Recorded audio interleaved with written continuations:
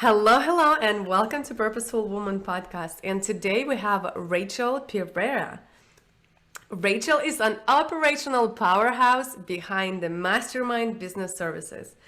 She founded her business to support ambitious women and queer folks in achieving their impactful visions. Through her personalized approach to a strategic partnership, you will feel seen and supported throughout every stage of your business. She lives just outside of Austin, Texas, with her wife, two kids, and two cats. She enjoys the local food and music scene during non-COVID times. Hi, and welcome, Rachel. Thank you so much for having me on. I am happy to be here. I am so happy to have you here. Well, tell us everything about how you started, what got you started, and what you do.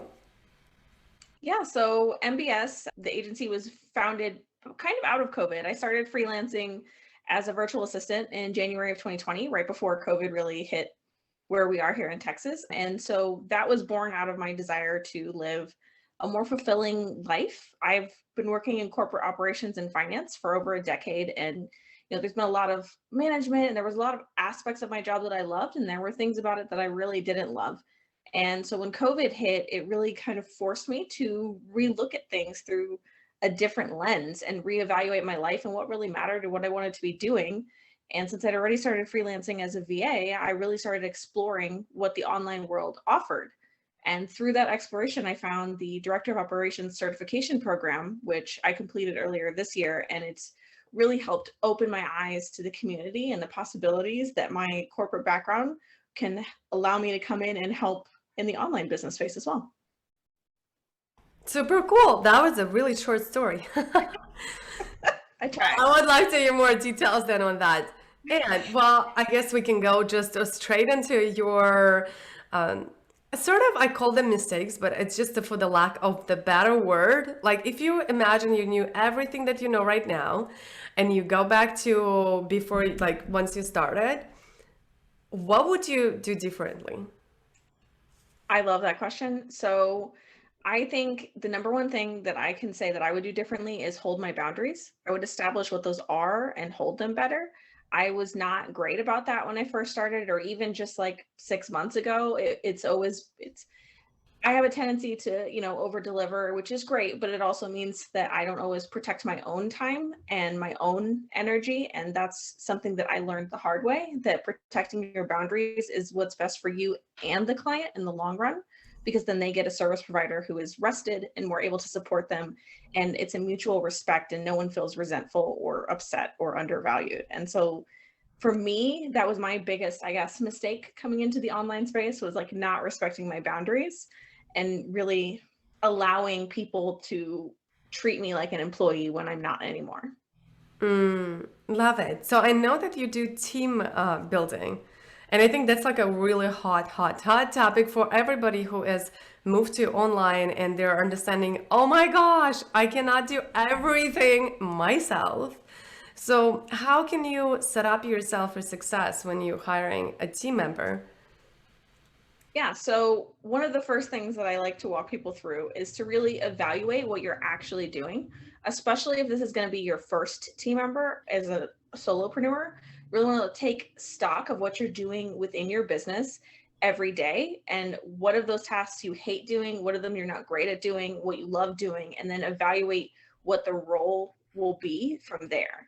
And I'm a big proponent of having a good onboarding process. So you don't need to be like an HR expert, but having something that lets your new team member know how they can succeed. So like what goals that they need to hit, how they can communicate with you, and where they can go if they need to get more information to complete a task you designed. Awesome, beautiful, well said. So, who do you think it's better? What do you think? Okay, I'm going to reframe my question. So, who is the best to hire first? So this is a question that I actually get a lot. A lot of people assume it's a VA, but it isn't always a VA. It really depends on what your business goals are. For some people, it might be someone in the finance space, like an accountant or a bookkeeper, and for some people, it's someone in the marketing space to really help them with like their brand strategy or their overall marketing strategy. So looking at what your priorities are for your business will help dictate who your first hire needs to be, and it doesn't need to be a VA. I love that. Totally. I think when you're figuring out and doing branding on your own, it's kind of hard. Like if you're not designer, like you gotta find a brand strategist. But I don't. Yeah, absolutely, totally cool. So, what's your number one advice that you give to people that are looking to hire members, team members?